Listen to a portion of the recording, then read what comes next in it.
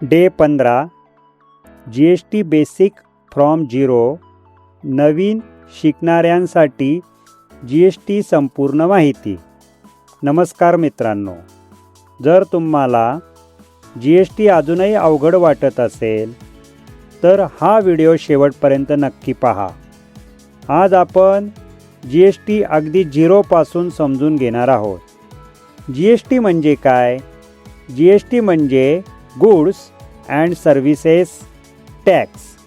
हा भारतातील एक सिंगल टॅक्स सिस्टम आहे जो वस्तू आणि सेवांवर लागतो.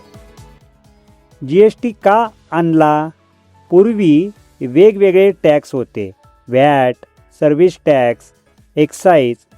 GSTमुळे टॅक्स सिस्टम सोपा झाला, डबल टॅक्स बंद झाला, बिझनेस ट्रान्सपरंट झाला. GST कोणावर लागू होतो? जर तुम्ही बिझनेस करत असाल, सर्व्हिस देत असाल, ट्रेडिंग, मॅन्युफॅक्चरिंग करत असाल आणि टर्नओव्हर लिमिट क्रॉस होत असेल तर GST रजिस्ट्रेशन बंधनकारक आहे. GSTचे प्रकार. CGST म्हणजे central tax, central goods and service tax. एकाच राज्यामध्ये हा व्यवहार होतो आणि हा टॅक्स केंद्र सरकारला मिळतो.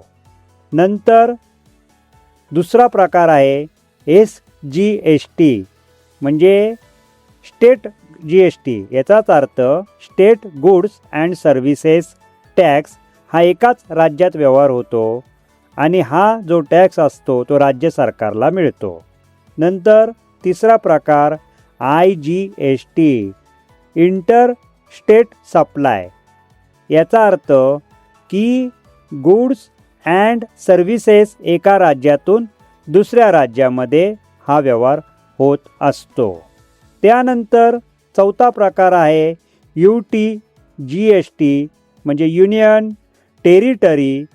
याचाच अर्थ केंद्रशासित प्रदेश, म्हणजेच दिल्ली, जम्मू काश्मीर, लडाख, चंदीगड, दादरा नगर हवेली, दमण, दीव, लक्षद्वीप, अंदमान निकोबार बेट या प्रदेशामध्ये होणारे व्यवहार त्याला आपण UTGST म्हणजे युनियन टेरिटरी म्हणतो.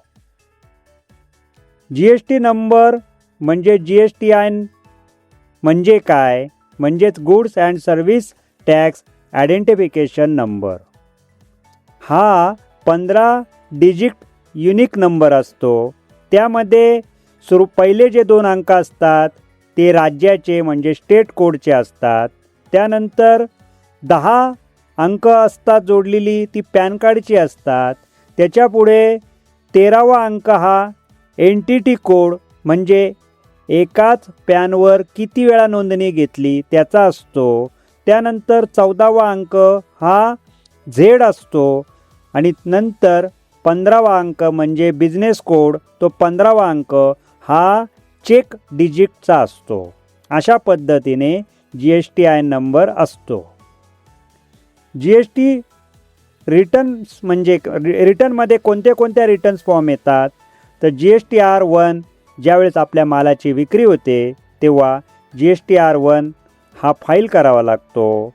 नंतर आपण जेव्हा गव्हर्नमेंटला टॅक्स भरतो, पेमेंट करतो त्यावेळेस GSTR3B भरावा लागतो.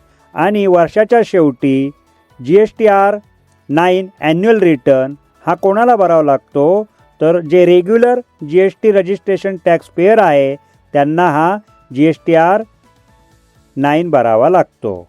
GSTमध्ये चूक झाली तर काय होतं? नोटीस येऊ शकते, पेनल्टी लागते किंवा GST मिसमॅच होतो आपला. जर तुम्हाला GST शिकायचा असेल तर चॅनलला सबस्क्राईब करा. नेक्स्ट व्हिडिओमध्ये GST रजिस्ट्रेशन प्रोसेस पाहूया.